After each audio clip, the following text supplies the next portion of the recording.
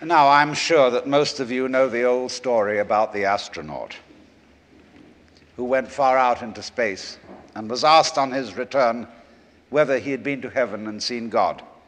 And he said yes. And so they said to him, well, what about God?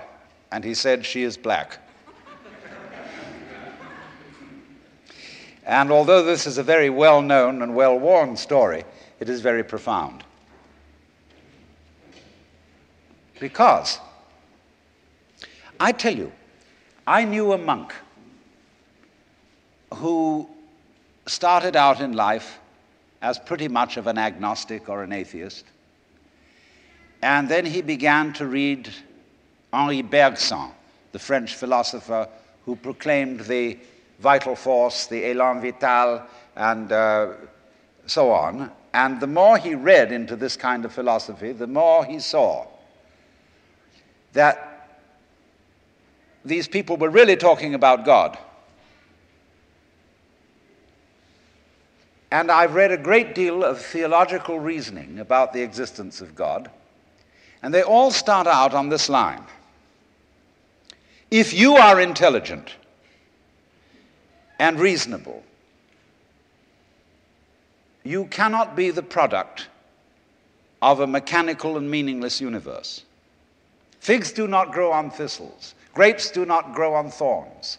And therefore, you, as an expression of the universe, as an aperture through which the universe is observing itself, cannot be a mere fluke.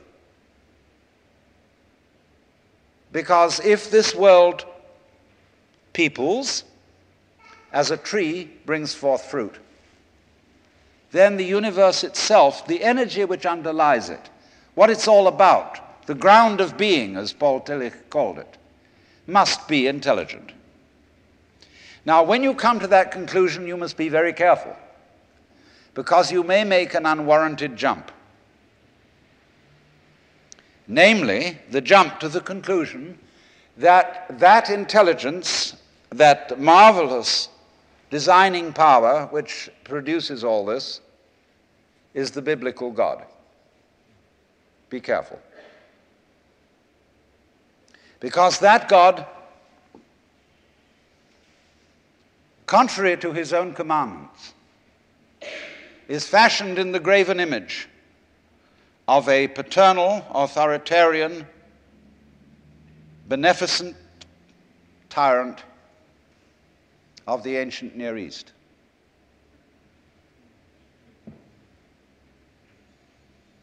And it's very easy to fall into that trap, because it's all prepared, institutionalized in the Roman Catholic Church, in the synagogue, in the Protestant churches, all there ready for you to accept.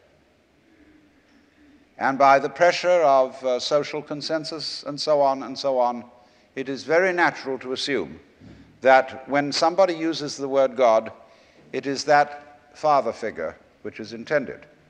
Because even Jesus used the analogy, the Father, for his experience of God. He had to.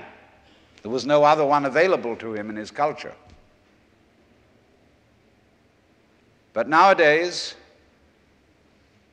we are in rebellion against the image of the authoritarian father.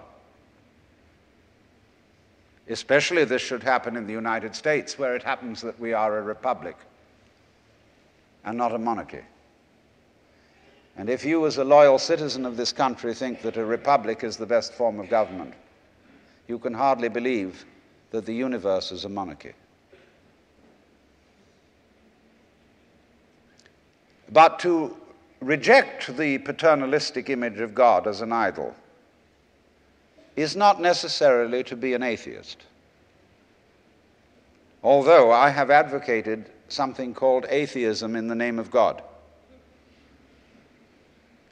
That is to say, an experience, a contact, a relationship with God, that is to say, with the ground of your being, that does not have to be embodied or expressed in any specific image. Now, theologians on the whole don't like that idea, because I find in my discourse with them that they want to be a little bit hard-nosed about the nature of God. They want to say that God has indeed a very specific nature. Ethical monotheism means that the governing power of this universe has some extremely definite opinions and rules to which our minds and acts must be conformed. And if you don't watch out, you'll go against the fundamental grain of the universe and be punished in some way.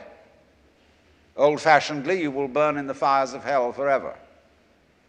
More modern-fashionedly, you will fail to be an authentic person.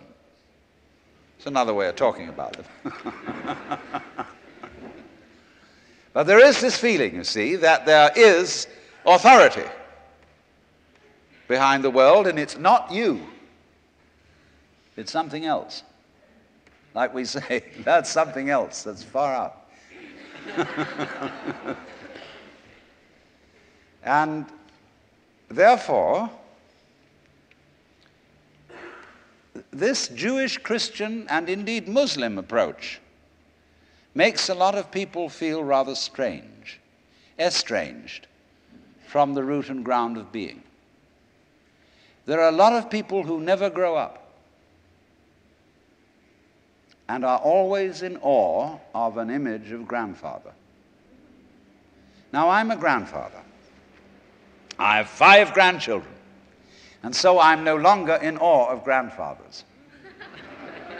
I know I'm just as stupid as my own grandfathers were, and therefore I'm not about to bow down to an image of God with a long white beard.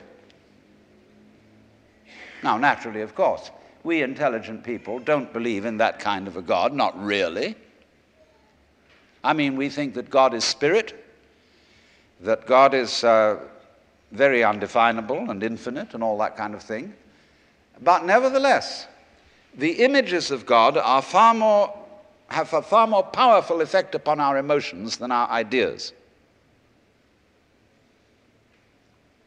And when people read the Bible and sing hymns, Ancient of Days, who sittest throned in glory, immortal, invisible, God only wise, in light inaccessible, hid from our eyes, they still got that fellow up there with a beard on. It's way in the back of the emotions. And so we should think, first of all, in contrary imagery. And the contrary imagery is, she's black.